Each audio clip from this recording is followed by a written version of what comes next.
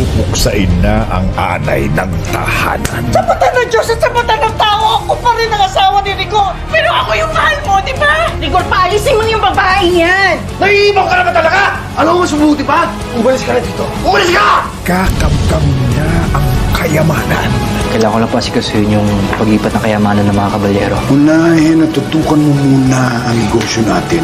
Mr. Wu, maligayang pagpapalit. Who is this? He looks useless. Ako may silbi ako rito. Ikaw kaya may silbi. At ang binubuong kaharian Kaninong lugar to, Tanggol? Don Pakundo po. Wala bang ibang may alam nito? Wala. Pwede pa lang ikaw na magmay-ari nito. Ikaw na ang hari ng Quiapo ngayon. agad bang mawawasak? May gusto po sana kaming pasukin ng bagong negosyo. Bakit mo sinabi kay Divina, Tanggol? Ngayon, marami na magdidesisyon sa diskarte natin. Talino talaga yan si Pakundo. Dito niya naisip magtayo ng laboratorio sa gubat. Sa kanilang pagkakawatak-watak, 50% Tanggol para sa kikitain natin lahat. Ako lahat ang maglalabas ng pera. Masyadong malaki ang 50%.